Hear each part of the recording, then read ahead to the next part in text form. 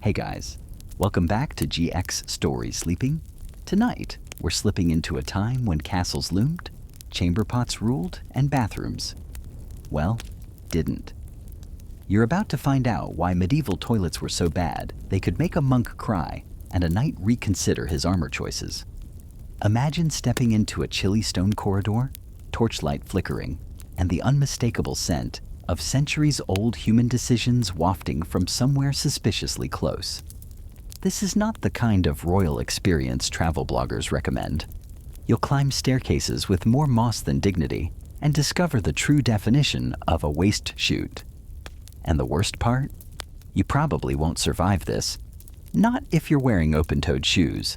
So, before you get comfortable, take a moment to like the video and subscribe. But only if you genuinely enjoy what I do here. Let me know in the comments where you're watching from and what time it is for you. Now, dim the lights. Maybe turn on a fan for that soft background hum. And let's ease into tonight's journey together. You trudge across the uneven cobblestones of a medieval courtyard, eyes half-lidded from the torchlight. You're heading for the keep, the central stronghold, and what you're hoping will be a more civilized place to relieve yourself. But no, what you find is a drafty corridor, and at its end, a narrow wooden seat perched over a dark hole carved right into the stone wall. This, dear sleeper, is a garderobe, not to be confused with a wardrobe, though medieval folks did sometimes hang clothes nearby. Not to dry, mind you, but because they believed the ammonia from human waste would kill off moths. It's multitasking at its worst. The design is simple. Relieve yourself, and gravity does the rest. Your contribution drops through the hole, ideally landing in a pit, or if you're lucky, splashing down the outer castle wall, or onto an unsuspecting invader. Defensive architecture had its quirks. Problem is, this system never smelled good. Picture winter air swirling up through the hole, icy drafts carrying the scent of every royal or peasant who used the same spot that week. And there's no privacy. None. Anyone walking the ramparts just might catch you mid-squat through the slits in the wall. An accidental medieval peep show. Now you tiptoe into the guest tower. This one's fancier. An actual wooden bench with a lid. A toilet seat prototype, if you will. But here's the thing. It opens to the same sheer drop with nothing but stone below. No drainage, no plumbing, just hope. Hope that you don't drop anything valuable. Or yourself. Historians agree garderobes were a marvel of minimalism, but not sanitation. And there's still debate about how often these spaces were cleaned, if at all. Some think castle servants had to scrape out the muck below once a year. Others argue the waste simply piled up until nature or a catastrophic overflow did the job for them. And if you think this system was limited to castles, oh no. Monasteries, manors, even small keeps had garderobes stuck to the outer walls, sometimes in rows like a medieval porta-potty lineup. Wealthier households built theirs with chutes draining into cesspits, but more often than not, your waste just tumbled onto the ground outside. Occasionally, engineers got fancy and installed vertical shafts that funneled the waste away from the building. Yay for innovation. Too bad they also became prime real estate for rats, snakes, and other visitors that climbed back up when curious or hungry. You haven't known true fear until you've looked down a garderobe and seen something looking back. Oh, and in case you're wondering, yes, people fell in. There are records of unfortunate souls slipping into these shafts, especially during storms, battles, or after one too many ales. Death by toilet isn't just a modern sitcom trope. It's a legitimate medieval hazard. There's even one bizarre tale of a king's enemy sneaking into a castle by climbing up the waste chute. Imagine the commitment. Imagine the smell. Some historians think this might be exaggerated folklore, but still, it was plausible enough to be feared. By now, the torches are burning lower. You're still in the castle, feet cold against the flagstones, the echo of your own breath bouncing back at you from the ancient stone walls. You glance at the garderobe again, the faint upward draft curling around your ankles. No toilet paper, no flush, no dignity. Just you, a hole, and centuries of bad decisions. You walk toward the edge of the castle grounds, drawn by the soft gurgle of water and the hope, maybe, of fresh air. But as you approach the moat, a picturesque ring of water you might imagine teeming with lily pads and swans, you get a whiff of something far less charming. That's not algae, friend. That's medieval sewage.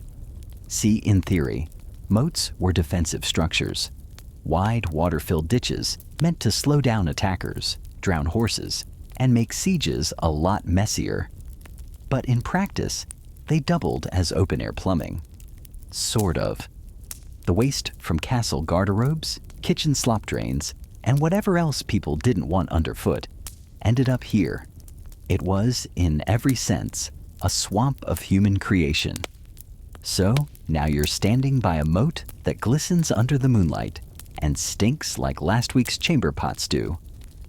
Don't lean too far unless you want your boots marinated in medieval reality. And here's the kicker. Some castles designed it that way on purpose. Channeling the outflow of garderobes or drains straight into the moat wasn't just convenient. It was a way to weaponize waste. Invaders who dared wade through the water were greeted not only by arrows from above, but also by infections, parasites, and the overwhelming urge to rethink their life choices. One mainstream example? Bodiam Castle in England. Historians still argue over whether its moat was fully functional or mostly for show, but there's no debate that many moats served multiple duties: defensive, decorative, and digestive. But it wasn't just castles. Towns and small cities often dug drainage ditches around their outskirts that essentially became collective cesspools. Waste flowed freely from homes and businesses into these open trenches, and rain only made it worse. Streets might have been cobbled, but you better believe the gutters beside them were essentially mini-moats in their own right. Of course, this led to problems. Ever wonder why medieval folks carried pomanders or little pouches of herbs? It wasn't just fashion. It was survival. You needed something to hold under your nose when crossing a bridge, or even just passing a side street with a moat of its own. And sometimes, the system backfired. Literally. There are written accounts of moat water backing up into castle foundations during floods or heavy rains. Nothing says royal emergency quite like your great hall filling with murky sewage soup. One quirky tidbit. There's at least one record of a medieval siege being broken not by swords or starvation, but because the besiegers couldn't handle the smell. That's right. They camped downwind, caught a whiff of what was stewing in the moat, and decided the castle wasn't worth the nasal trauma. Still, there's some scholarly disagreement about how intentional all of this was. Were waste-filled moats part of a defensive master plan? Or just the accidental byproduct of poor sanitation and gravity doing its thing? Some historians suggest it was a bit of both. A lazy man's water treatment plant that just so happened to double as chemical warfare. Regardless, imagine being the unfortunate guard stationed near the moat. You pace the ramparts, breathe through your mouth, and pray the wind shifts. The torches flicker in the damp night air, and across the water, you spot movement. Enemy scouts? Maybe. Or maybe it's just another sack of kitchen scraps floating by, along with everything else that didn't make it down the garderobe chute. You glance down again at the murky water, watching bubbles rise ominously to the surface. A frog croaks. Or was that something else? You don't want to know. By now, your medieval adventure has taught you at least one thing. When they said, "Don't drink the water," they really meant it, especially if it's coming from a moat. You wander deeper into the castle, the stone corridors now narrowing into a drafty spiral staircase. Your fingers graze the damp wall as you climb, higher and higher, toward the tower rooms where lords, ladies, and very unlucky guests once stayed. You're looking for the loo again. Not because you want to use it, heavens no, but because you've heard the tower garderobes were particularly theatrical. At last, you reach the door. It creaks open slowly to reveal a small stone alcove barely large enough to turn around in. A single narrow slit in the wall offers a distant view of the night sky and a bone-chilling breeze. In front of you, a wooden plank sits across a stone bench with a dark, foreboding hole right in the center. You kneel to peek in, instantly regret it, and back away as a gust of air hisses up through the chute. This is the classic castle garderobe, perched precariously over the outer wall. The idea is simple. You do your business, and gravity takes it from there. The problem is, gravity has no quality control. Whatever goes down might not go away, and what comes up is often worse. The real gamble, though, sitting there at night, torch in hand, hoping the seat hasn't rotted through, or that the plank isn't slick with condensation. A moment's carelessness and whoops, you've just become a stain on the side of the keep. There are authentic records of soldiers, servants, even nobles falling straight through these things. It's the medieval equivalent of a surprise trap door, except instead of ending up in a dungeon, you land in your own filth. And if that wasn't enough excitement, keep in mind these tower toilets were usually shared. Multiple floors might be connected by the same shaft, meaning you could be sitting peacefully when, plop, something from a floor above arrives uninvited. That sound, not a bird. You shudder and shift your weight, imagining the medieval etiquette surrounding such encounters. Did they shout down the shaft to warn each other? Tap the wall with a spoon? Or did everyone just pretend they didn't hear the splash? There's still debate among historians about exactly how these multi-story systems functioned. Some believe there were baffles, stone deflectors, that directed waste out and away, preventing vertical interactions. Others think it was just a free-for-all, each user hoping the wind was blowing in the right direction. And here's your quirky fact of the night. In some castles, garderobes were designed directly above the kitchen. Yes, above. Why? Well, the rising heat helped keep the toilet area warm, or that was the theory at least. So while the cooks below were stewing cabbage and mutton, something else was stewing overhead. Bon appetit. You glance out the narrow slit again. Below, the stone wall is stained dark. Years, decades, maybe centuries of waste slowly leaving its mark. There's moss too. And is that a skeleton? Probably not. Hopefully not. You close the wooden lid gently, as if you've just visited a grave, and step back. In the quiet of the corridor, you hear a distant owl and the faint groan of timber shifting somewhere in the walls. You wonder how many guests had to use this garderobe during storms, when the wind screamed through the chute like a banshee. Or in the dead of winter, when the seat itself probably froze. Imagine the luxury of that icy touch, and no way to explain the shriek that follows. No wonder nobles wore so many layers. Now, as you descend the tower, torchlight dancing on the stone, you're left with one clear thought. Using the toilet shouldn't involve this much altitude, exposure, or existential dread. But in the medieval world, that was just part of the gamble. You step off the winding stairs and back into the heart of the castle's living quarters. The torches crackle low, casting long shadows over wool-covered beds and heavy carved furniture. It's the middle of the night, and you're doing what every medieval person eventually had to do, navigating the house in darkness, hoping not to stub your toe or step in something worse. Because when nature called at midnight, nobody clambered up to the drafty garderobe. No, they reached for something far more convenient, far more dreaded, the chamber pot. It's usually ceramic or pewter, squatting by the bedside like a silent, bowl-shaped gremlin. You ease toward it in the dark, and there's that moment. That existential pause, where you're not sure if it's empty, full, or somewhere in between. In a noble's bedroom, it might be ornate, decorated with painted vines or religious symbols. In a peasant's hut, it's more like a cracked jug, reused and unloved. And here's the dirty little detail. These pots weren't just for nighttime tinkles. If you lived in a city, chances are you used the chamber pot in broad daylight, especially if you rented an upstairs room and didn't fancy climbing 6 creaky flights down to the courtyard. That meant your pot might be brimming with enthusiasm by morning. The next step? Disposal. And this is where things really start to go sideways. Imagine you're in a second-story flat in London, 1372. The morning sun creeps through your wooden shutters.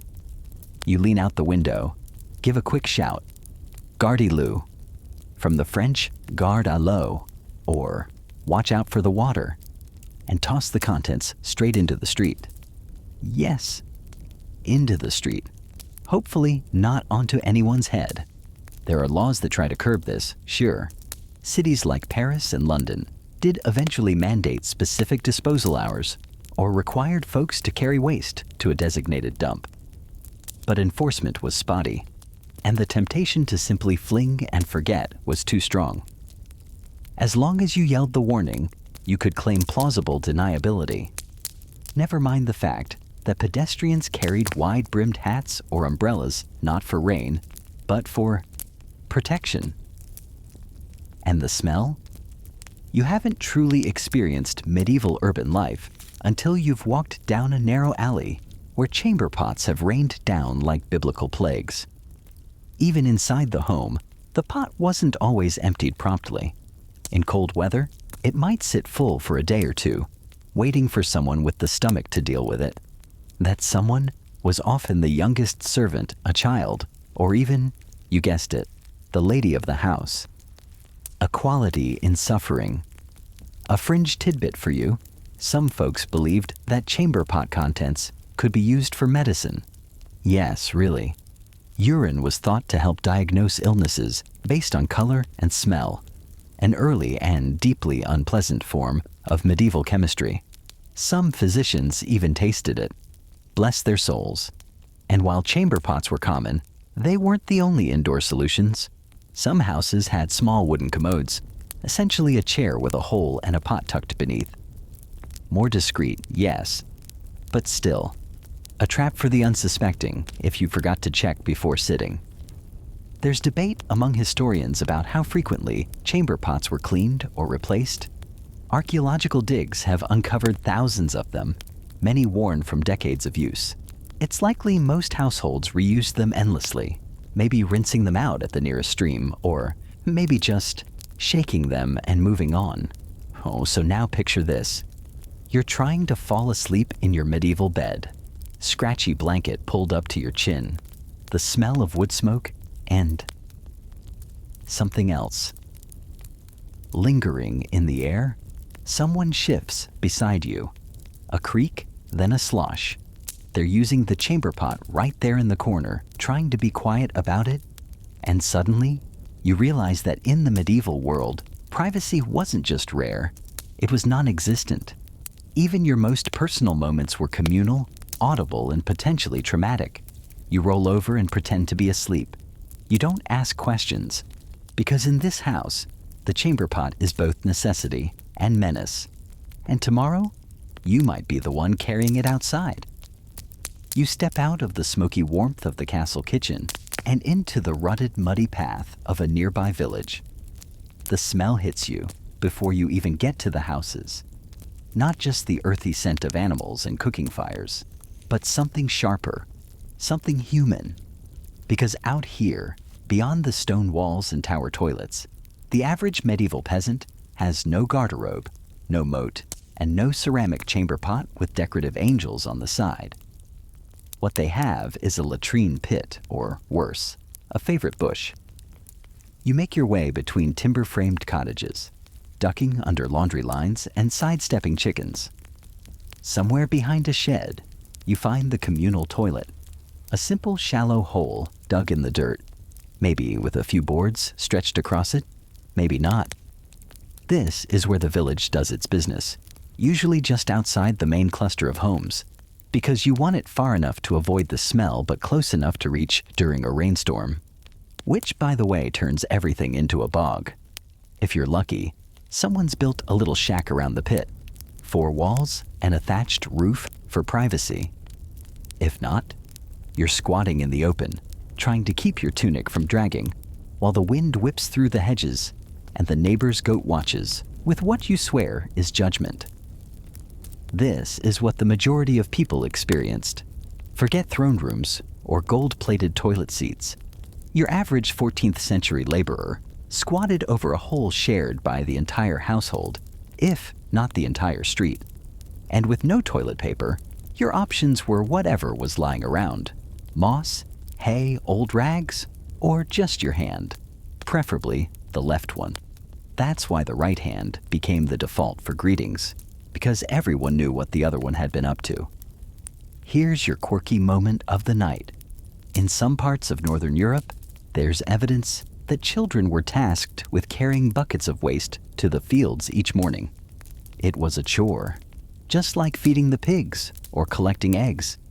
Except in this case, the eggs were human. Why go through all that trouble? Because human waste, known cheerfully as night soil, was used as fertilizer. That's right. The very fields that grew your vegetables were regularly nourished with the unfiltered generosity of your digestive system. It's a full circle kind of ecosystem if you think about it too hard, which you probably shouldn't. Of course, it wasn't all sunshine and turnips. Diseases ran rampant, especially in villages where waste disposal was casual at best. Dysentery, typhoid, and cholera spread like wildfire. And though germ theory was still centuries away, people began to suspect that smells carried sickness. This idea, known as the miasma theory, became the default explanation for plagues. So people burned herbs, wore sweet-smelling flowers, or hung garlic above doorways, not to keep out vampires, but to mask the stench they thought was killing them. And sometimes, animals were part of the problem. You haven't lived until you've tried squatting behind a barn, only to be chased mid-process by a territorial goose.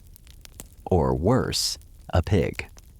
Pigs were notorious for getting into everything, including, disturbingly, open waste pits. More than one medieval tale involves pigs, doing things we shall not detail here. Let's just say they weren't picky eaters. There's scholarly debate about just how widespread organized sanitation efforts were in peasant communities. Some villages had rudimentary systems, a central waste trench, maybe even a wooden toilet over a pit. Others relied entirely on nature and community etiquette. And in some areas, people just avoided going at home altogether, opting to relieve themselves in fields or forests on their way to work. Now, as you pass another tiny cottage with smoke curling from its chimney, you spot a family huddled near the fire. A clay bowl steams with cabbage stew, and a toddler toddles toward the door holding something suspiciously shaped like a bucket. You don't ask, because in this world, everyone knows what's in the bucket, and everyone knows, sooner or later, it'll be your turn to carry it. You step away from the mud-caked village paths and back through the grand entrance of a royal palace. It smells better in here. Barely. Candles flicker in iron sconces. Tapestries flutter ever so slightly in the breeze, and gold glints off the edge of the throne room. You'd think with all this luxury, the royal bathroom situation would finally rise above the nightmare you've endured so far. But no, you'd be wrong. Painfully wrong. Because even kings and queens had toilet problems. In fact, their solution might be worse than the peasant's pit, because it involved another person. Enter the groom of the stool. Yes, that was an actual title, an actual job. You see, royal robes were elaborate. Layers upon layers of fabric, buttons, ties, and laces, some of which required assistance to remove. So the king had a close, a very trusted attendant whose entire job was to help him perform his daily motions. That's the polite way to say, assist with wiping. You stand in the corner now, watching the most powerful man in the kingdom perch on a velvet-cushioned commode, lid lifted, underpants cautiously lowered. Beside him waits the groom, linen cloth in hand, expression entirely too neutral. The groom wasn't a lowly servant either. This was a position of honor. You had the king's ear in his most vulnerable moments. You might even discuss politics while he did his business. That level of intimacy forged bonds, and many grooms went on to wield serious power in court. Imagine that job interview. Do you have experience with diplomacy, discretion, and backsides? The toilet itself might be ornately carved, and the pot beneath could be silver or even gold. But the truth? It's still just a container for royal waste, and it had to be emptied by hand. Even the most powerful monarchs couldn't escape the physics of plumbing that didn't exist yet. Here's your quirky tidbit. Queen Elizabeth Anjouray had her own special toilet, portable, padded, and perfumed. They called it the close stool, and it traveled with her from palace to palace like a really unfortunate VIP suitcase. Still, even with all this luxury, the royal family often faced the same hazards as everyone else: infection, odor, the ever-present threat of wardrobe malfunctions. One historical rumor claims that King Henry VIII suffered from ulcers on his legs, so bad that toileting was a daily ordeal. The groom of the stool likely had a first-hand view of royal suffering. Few others ever did. And as far as sanitation goes, don't expect any special treatment. Even in palaces like Hampton Court, the waste disposal system amounted to long chutes leading into pits that were manually shoveled out by, you guessed it, other unlucky staff members. There were no sewer systems, no flush, no dignity. Just a royal stink. There's open debate among historians about how private royal toilet moments truly were. Some argue that monarchs preferred to be alone if possible, while others insist the ritual of toileting was an accepted, even ceremonial part of royal life. Either way, you were never really alone when you wore a crown. And don't assume this job existed only in England. Across Europe, various courts had equivalents. In France, there was the valet de chambre, who often fulfilled similar duties. In Spain and Germany, other nobles were assigned the unenviable task. Even in the Ottoman Empire, specialized servants handled similar responsibilities for the sultans. Apparently, if you ruled the world, someone else ruled your toilet. Now you back slowly out of the chamber, giving the royal dignity a respectful buffer zone. Somewhere behind you, a servant appears with scented herbs, trying, futilely, to outmatch the air. You wonder how many political decisions were made under the worst possible circumstances. Probably more than anyone wants to admit. So, next time you envy the power and prestige of kings and queens, remember this. No matter how gilded the throne, it's still a toilet. And someone, somewhere has to clean it. You make your way to the back of a medieval tenement, where the alleys narrow, the shadows thicken, and the smell gets adventurous. You've found what every city dweller in the 1300s feared and depended on in equal measure: the cesspit. It's not glamorous. It's not even particularly well hidden. Sometimes it's a pit behind a building, sometimes a brick-lined vault beneath the floorboards, and sometimes just a crude basin carved into the earth. But whatever the shape, the purpose is the same. It's where everything goes when there's nowhere else to go. You pause at the threshold of one such courtyard, under a sagging wooden grate, beneath layers of straw and filth, lies a dark, sludgy hole. It hasn't been emptied in months, maybe years. You can tell because the earth around it has taken on that telltale hue, somewhere between gray, brown, and oh no thank you. Now imagine living directly above it.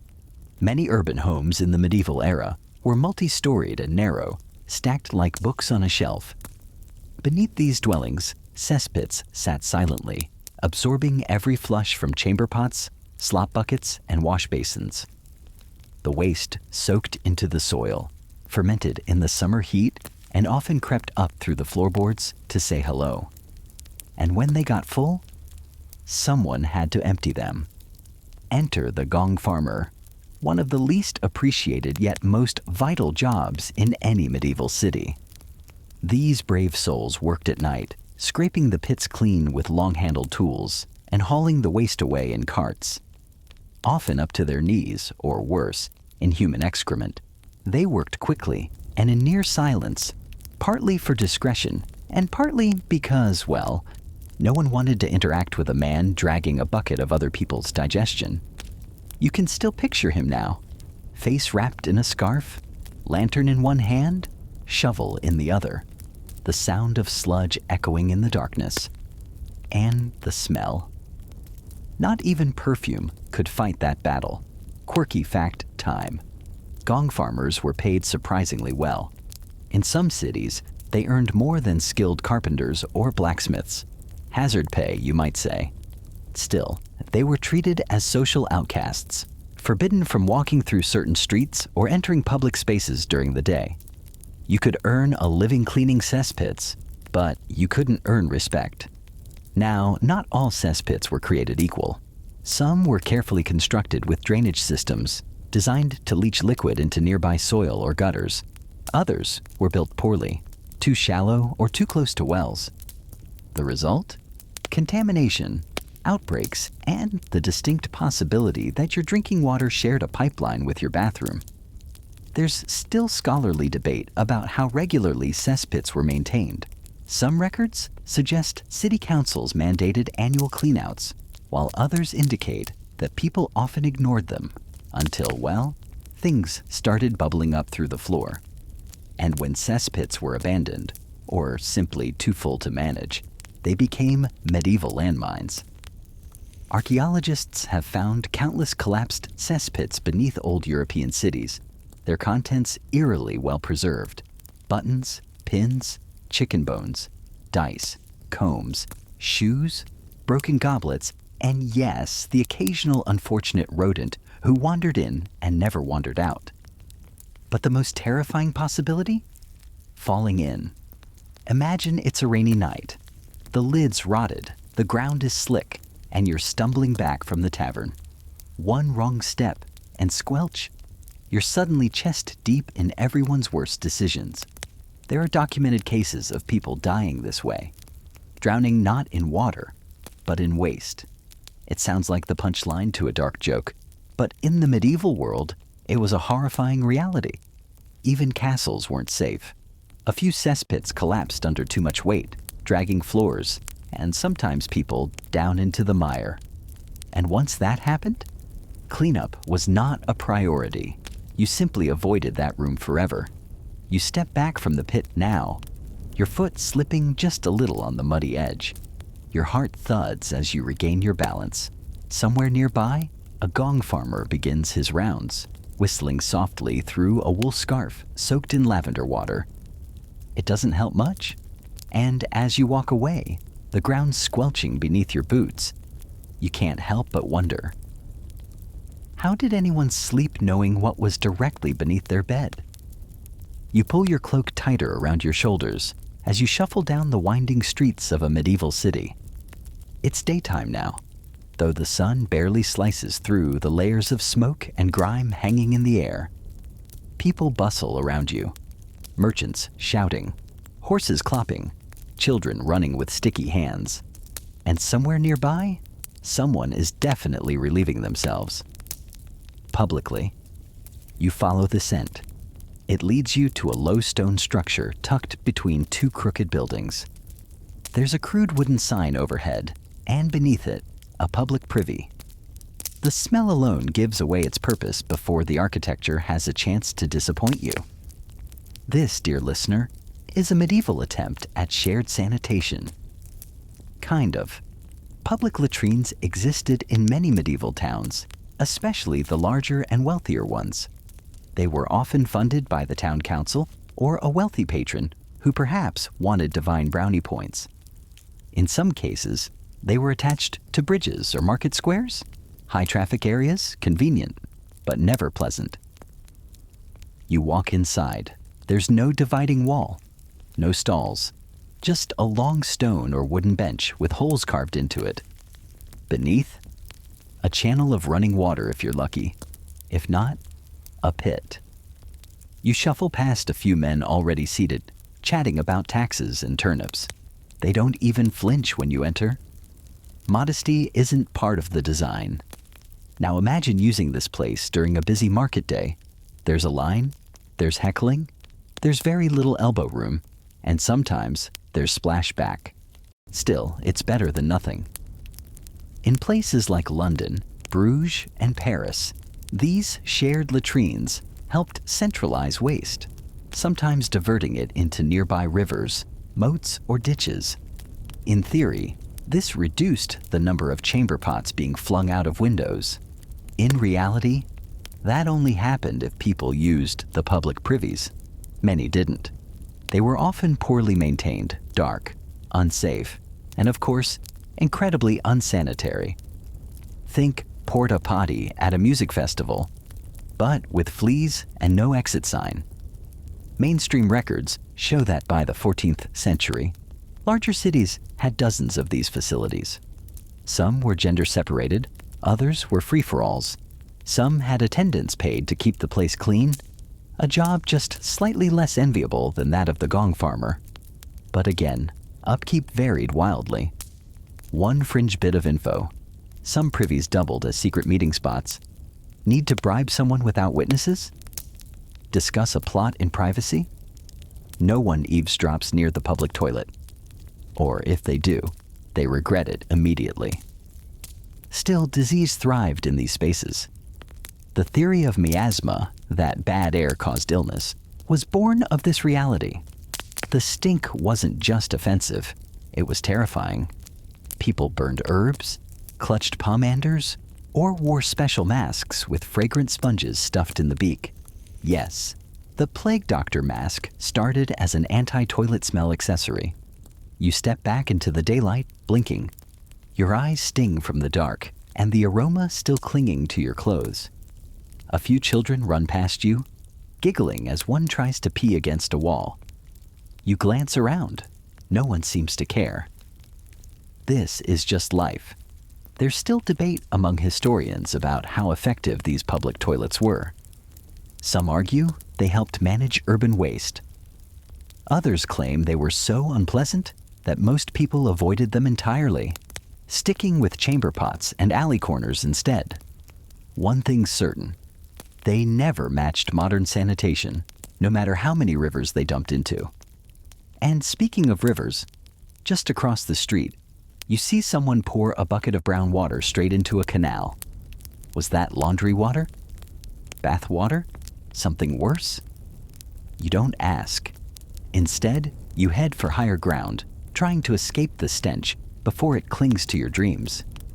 You pass a merchant selling boiled onions, a priest waving incense, and a dog peeing on the side of a church. Urban life in all its aromatic glory. And yet somehow everyone here just goes about their day, as if squatting next to a stranger is perfectly normal, because here it is. You leave the city behind for something quieter, a stone monastery nestled in the green folds of a misty valley. The bell tolls softly in the distance, summoning the monks to prayer. You arrive just in time to witness something more earthly. Because even men devoted to silence, scripture, and solitude had to deal with one inescapable truth. They needed to poop too. You step through the cloister and into a cool, echoing corridor. The air smells of incense, old stone, and wet wool. A robed monk pads past you in sandals carrying a bucket. He's not headed to the chapel. He's headed to the latrine. Monastic life was orderly, spiritual, and extremely regular. Meals happened at fixed times, always light, always plain. Which meant bowel movements were also, well, synchronized. Monks often visited the lavatorium, not just for washing hands before prayer, but to use the communal redorter, a special room attached to the dormitory, built directly over a running stream or stone channel. The design is ingenious for the time. A row of seats over a drainage trench, often covered with slanted stone for cleaning, and sometimes even water flow to flush the system. It's practically high-tech compared to the rest of medieval sanitation. But here's the catch. You're doing this together. Picture it. 20 to 30 monks, side by side, robes hitched, all participating in what might be the least holy-sounding harmony of the day. No privacy walls, no stall doors, just focused faces, distant chanting, and a room that smells like humility. A quirky detail for you. In some monasteries, they rang a toilet bell, not to signal disaster, but to tell the monks it was time to visit the reredorer in shifts. The bell meant you have 5 minutes before Brother John takes your seat. You step inside one now. The light filters through thin slits high on the wall. The bench is cold and surprisingly smooth from centuries of use. Below you, the channel gurgles faintly with stream water. You half expect Gregorian chanting to start. Still, it's not all serenity. Monasteries may have been peaceful on the surface, but underneath, a constant battle to keep the waste flowing away from the community. Streams got clogged, rats moved in, freezing winters stopped the water altogether, turning the system into a stagnant cesspool. Some historical records show that monks took turns cleaning these spaces as part of their labor duties. Others suggest lay servants handled it, with varying degrees of willingness. There's scholarly debate over just how hygienic these monastic systems really were. Were they marvels of early engineering, or just glorified outhouses with good acoustics? And then there's the matter of penance. Monastic rules were strict. Break your vow of silence, spill ale in the refectory, get caught napping during prayer. You might find yourself assigned to latrine duty. Scrubbing out the reredorer with freezing water and a scouring stick wasn't just gross. It was holy discipline, because nothing humbles the soul like scrubbing medieval poop stones. Even with water channels and clever design, the system had flaws. Waste often seeped into the ground. During floods, entire reredorers backed up, causing monks to evacuate, not spiritually, but literally. And sometimes nature intervened. There's one story, maybe true, maybe embellished, of a fox that made its den beneath a monastic latrine. Several monks were startled one morning when the fox darted out mid-process, possibly more traumatized than they were. The fox was never seen again. Probably joined a pagan cult. You leave the reredorer now, the echo of footsteps fading behind you. Outside, the bell rings again, this time for Vespers. Monks file toward the chapel, serene, hands folded, habits swaying. You wonder how many of them just finished their shift. And you can't help but admire them a little.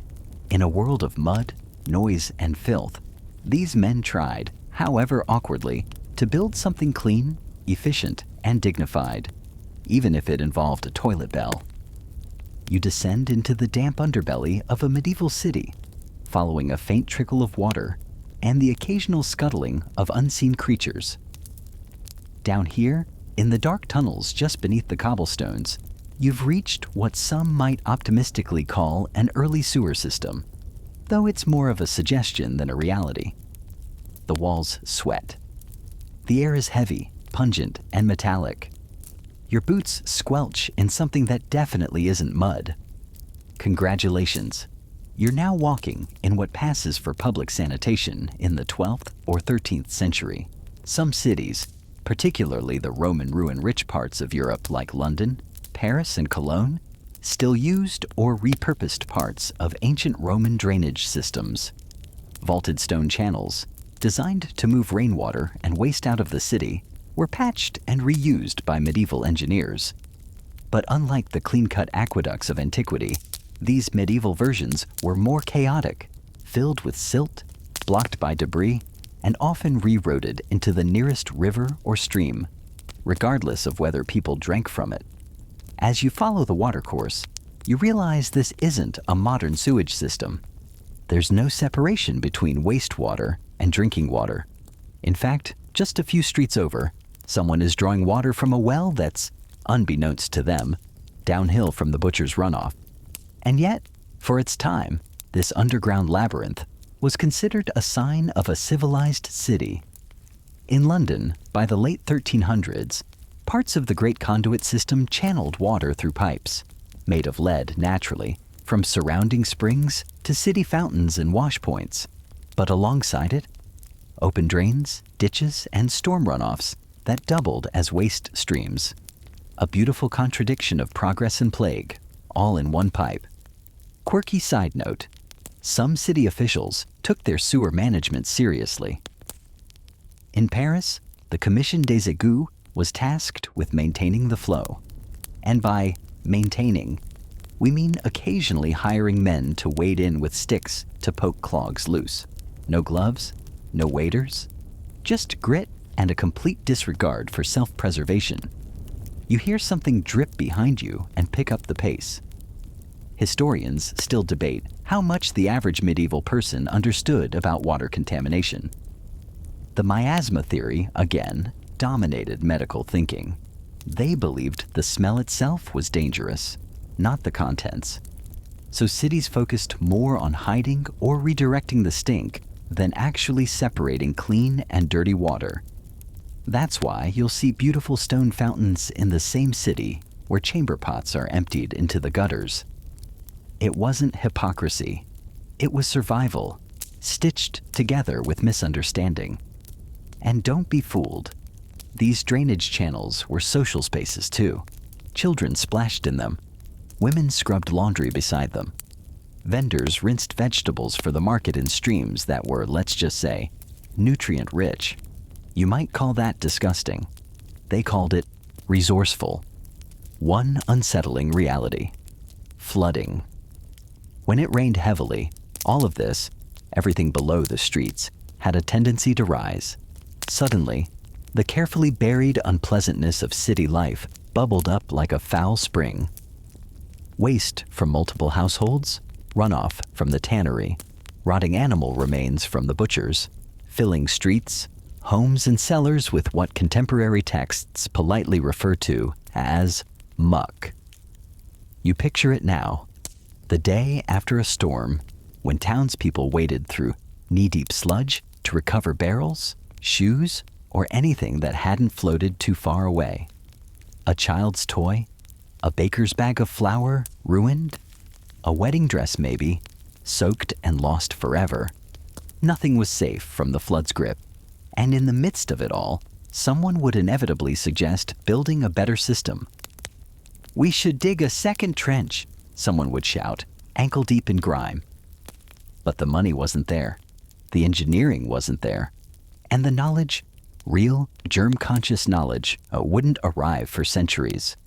You emerge now from the tunnel, coughing softly, the sunlight blinding and glorious. You inhale deeply, then regret it, because you know what's still flowing just beneath your feet. You wipe your boots on the grass, though, let's be honest, they may never be clean again, and make your way toward a quieter part of the countryside. A scattering of thatched cottages rises from the landscape, like little hunched backs. The fields roll softly into the distance. The birds are chirping. It's all very idyllic. Until you realize there are no toilets here, no privies, no outhouses. Just a few well-trodden paths that end in the hedgerows. And now you're learning one of the oldest truths in rural life. When you live miles from the nearest town, the entire outdoors becomes your bathroom.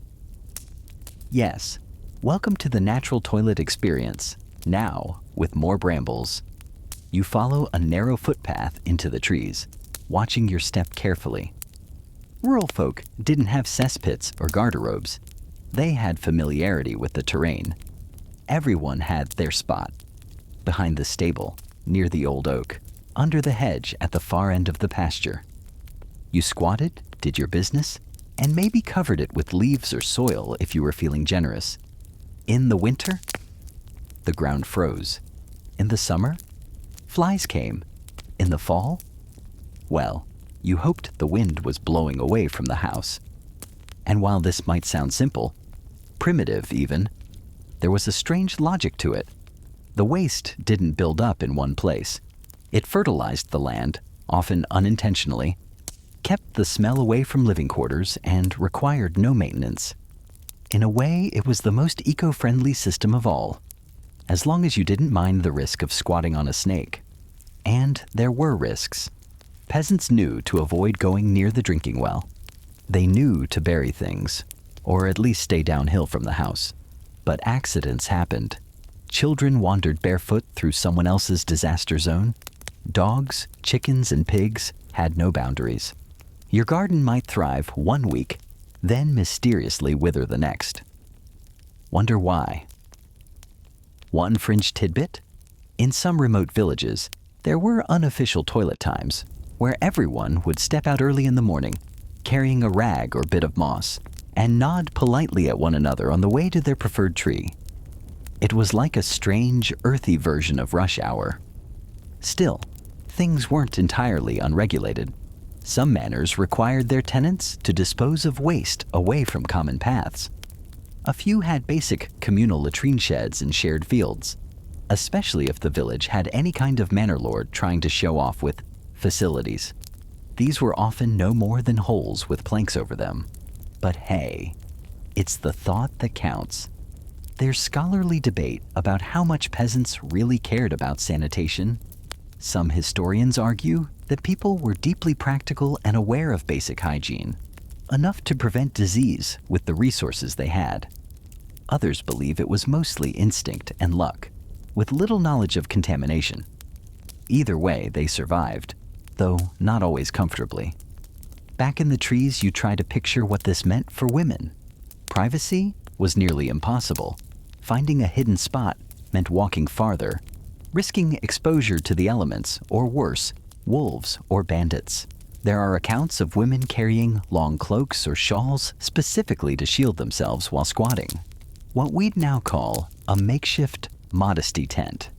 And if you were elderly or ill, you might use a wooden bowl in the house and hope someone would carry it out for you. The chamber pot wasn't exclusive to cities. It just had fewer decorative angels in the countryside. As you walk past the edge of a cow pasture, something catches your eye. A tiny wooden shack, almost hidden by ivy. Could it be a proper outhouse? You peer inside. One seat, rough-hewn, and a buzzing cloud of flies. Still, someone took the time to build it, which means at least one person out here had the same dream you do. To go in peace, away from thorns, chickens, and wandering eyes. You step back, letting the door swing gently shut. The birds are still singing. The fields are still beautiful. And somewhere nearby, someone is absolutely squatting in them. The sun dips low as you wander back toward the city outskirts. The shadows stretch long, and the air starts to cool. You're not done yet, because for every waste-filled pit and communal latrine, there's a whole group of people you haven't met. The Nightwalkers, the people who cleaned, carried, and disposed of all the things nobody else wanted to touch. The medieval sanitation underclass. You pass a hunched figure pushing a wooden cart. It creaks with every step. He stops beneath a shuttered window, holds out a bucket, and waits. A moment later, a second bucket is lowered by rope, this one sloshing ominously. Without a word, he dumps it into his cart, returns the empty pail, and moves on. You've just seen a night soil man in action. These folks worked after dark, not because they were shy, but because they had to avoid the bustling daytime crowds. Cities were packed, dirty, and lawless at times. No one wanted to be near a man hauling human waste, not even the other laborers. So under cover of night, they moved from house to house, collecting from chamber pots, cesspits, and anything else that needed relocation. You follow one for a bit. His route is practiced: alley, courtyard, back gate. He barely looks up. His cart rattles with the sound of shifting slop, wooden wheels groaning against cobblestones. He might be wearing a rag over his face, or not. After a while, you stop noticing the smell. Almost. In some cities like London and Florence, this work was organized. A few municipalities even hired crews, rudimentary sanitation departments before sanitation existed. But the pay was low, the risk was high, and the tools were crude. Shovels, buckets, maybe a lantern if they were lucky. And the worst part? Disposal. Where did it all go? In theory, waste was taken to designated dumping grounds outside the city walls. Farmland, waste fields, even old quarries. But in practice, a lot of it ended up in rivers, or abandoned cellars, or just the next street over. It was a system built on effort and denial. Out of sight, out of smell was the operating principle. Quirky fact for you. Some medieval cities levied fines against night soil men who spilled too much or dumped in the wrong place. There were actual bylaws governing how to carry poop. Imagine being arrested because your cart had a leaky corner. There's historical debate over whether these workers were considered part of a caste, or just poor folks doing what they had to. Some records suggest families passed down the job from generation to generation. Others imply it was a last resort for the desperate. Either way, these men knew the streets like the backs of their hands. Some even moonlighted as informants, having heard all manner of secrets while waiting beneath windows. But the real horror? When they missed a night. Say it rains, roads flood, the cart breaks. Suddenly, no one comes to collect. Chamber pots overflow, cesspits back up, streets become impassable. One missed night can cause a full-blown citywide panic. Records show outbreaks of disease, closely followed periods of neglected waste removal. And still, people sneered at them. The irony hangs heavy. The people who made the city livable were treated like pariahs. They weren't invited into churches, rarely allowed into taverns, and their children were often ostracized. But without them, everything collapsed, literally and figuratively. You glance up at the houses lining the street, windows shuttered, lamps extinguished. Somewhere inside, people are snoring peacefully, confident that tomorrow morning their buckets will be empty, that the smell will be gone, that the system works. And just around the corner, a man with cracked hands and a 1,000-yard stare keeps pushing his cart into the darkness. So tonight, maybe offer a quiet thank you to the ghostly laborers who toiled through medieval nights, one shovel at a time, so everyone else could pretend their waste had simply vanished into thin air. You now find yourself surrounded by stone walls once more, but this time, not within a castle or church. The walls are cracked, dark, and damp. The iron doors slam shut behind you with a hollow clang. You've entered one of the least glamorous corners of medieval society, the prison. And yes, prisoners had to go too. Medieval jails weren't like modern ones. There were no scheduled yard times, no orange jumpsuits, and definitely no functioning plumbing. Most prisons were hastily adapted sections of castles, dungeons, or abandoned towers. The toilet? Well, there wasn't one. Not really. You glance around the cell. It's cramped, barely lit by a slit of window high above. There's a pile of straw in one corner for sleeping. And in the other, a bucket. No lid. Half full. And no one's touched it in days. That's the latrine. You step carefully over it, trying not to breathe too deeply. The smell is overwhelming, like something sour and ancient and angry. Because here's the truth. In medieval prisons, waste just accumulated. If you were lucky, your bucket was emptied once a day.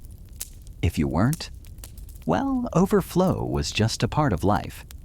Now imagine that same small room, holding 10 prisoners, or 20. You can see where this is going. There are accounts of prisoners surviving in cells so thick with human waste that their clothing rotted from the inside out. Others slept sitting up to avoid lying down in filth. And if you were shackled to a wall, too bad. Wherever you were, chained became your toilet. Day or night, food or no food. It didn't matter. Quirky detail of the night. In some rare cases, prisoners used waste as a weapon. There are records of jailed rebels flinging excrement at guards or stuffing it into door locks. When you've got nothing left to fight with, a full chamber pot becomes a very medieval kind of protest. So who cleaned these places? Short answer, nobody wanted to. Longer answer, sometimes other prisoners were given minor rewards. More food, lighter chains, slightly fewer rats, in exchange for latrine duty.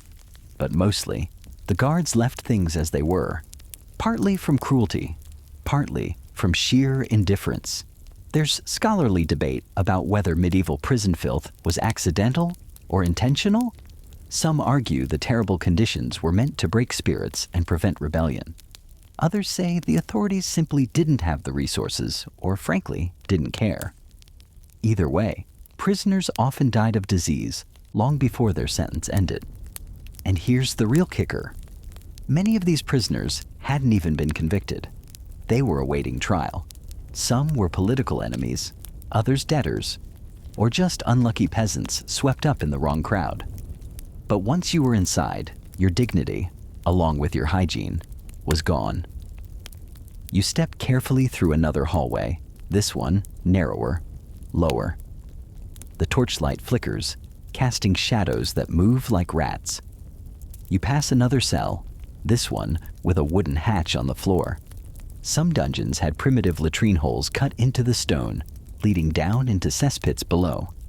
But those often clogged, and once clogged, they were abandoned. So the filth just sat there brewing, waiting for some future unfortunate soul to fall through the floorboards. Yes, people fell in.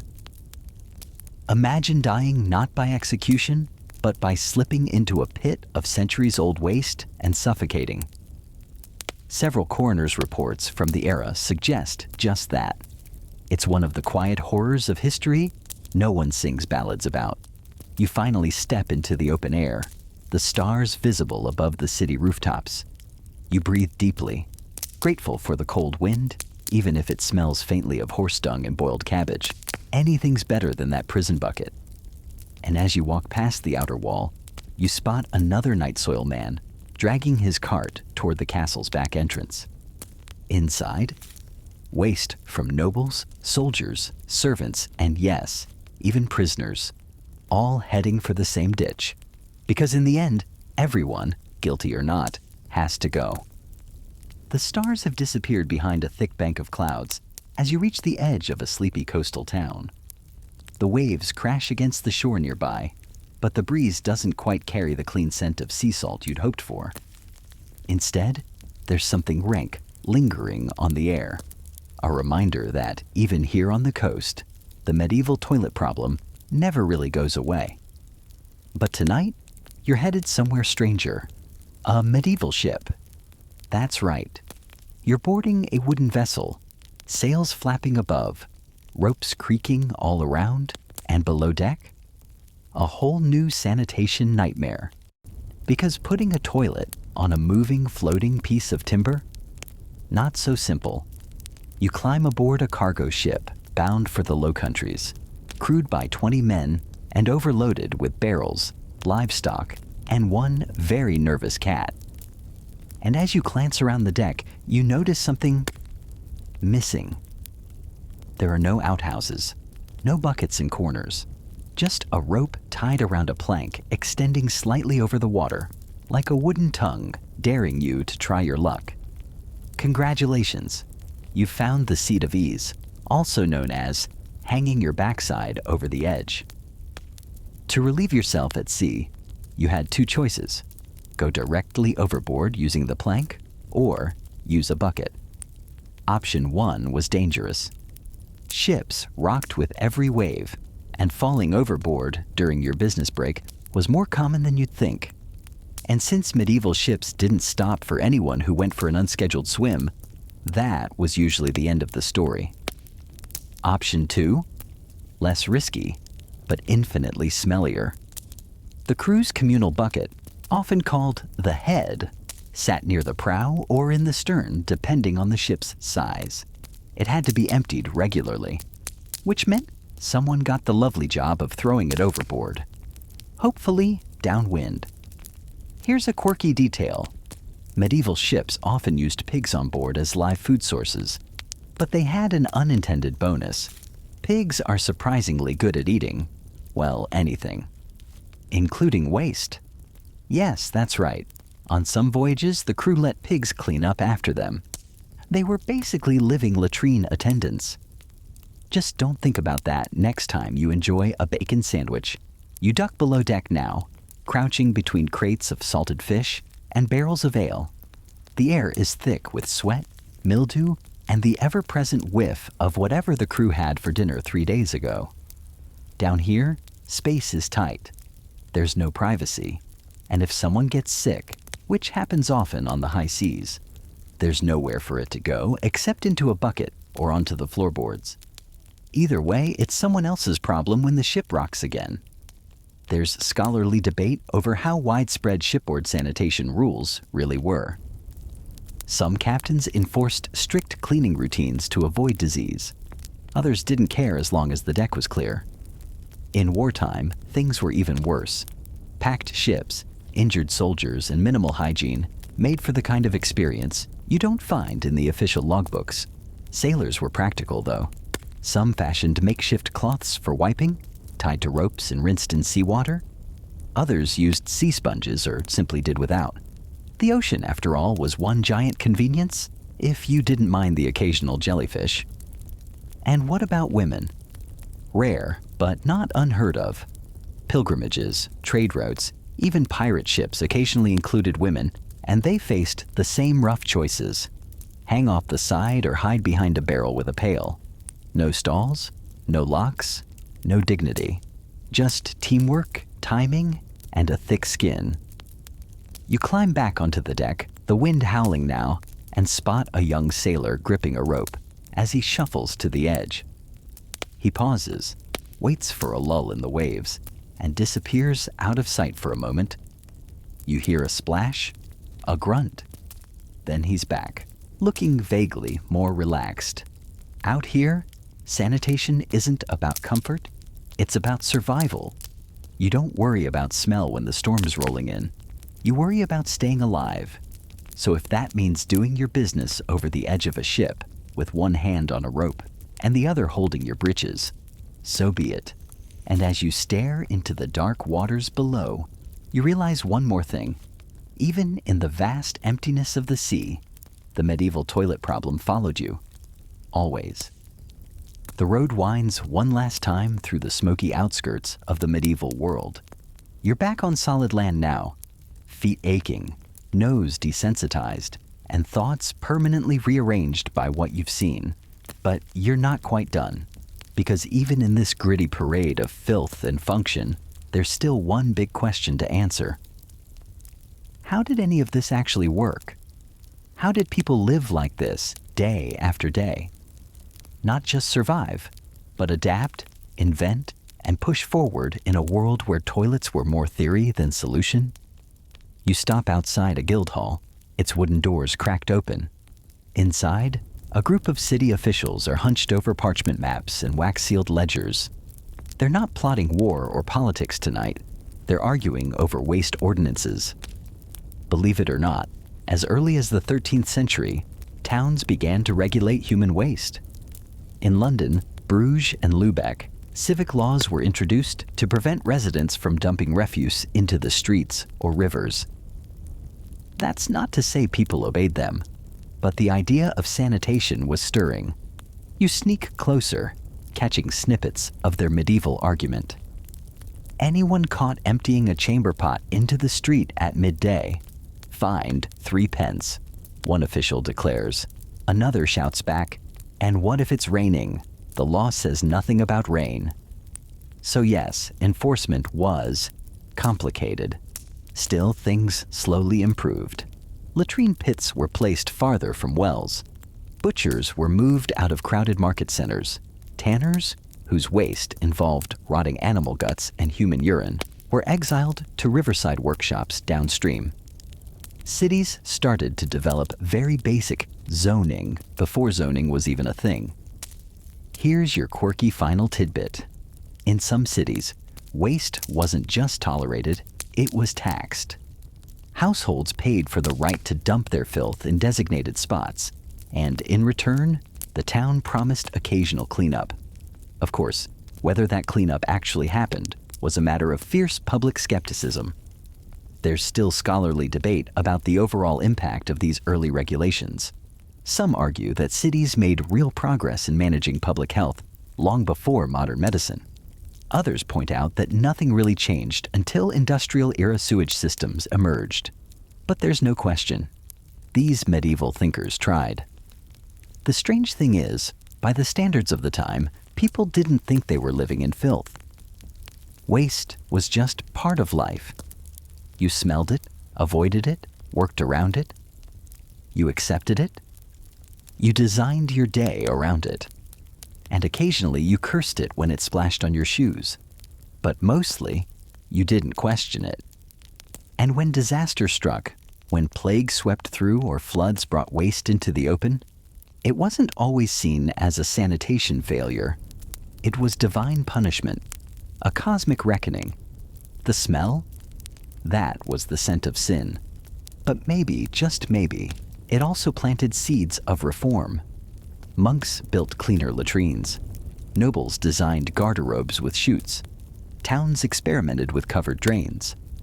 Even the lowly night soil man became a symbol of order in the chaos.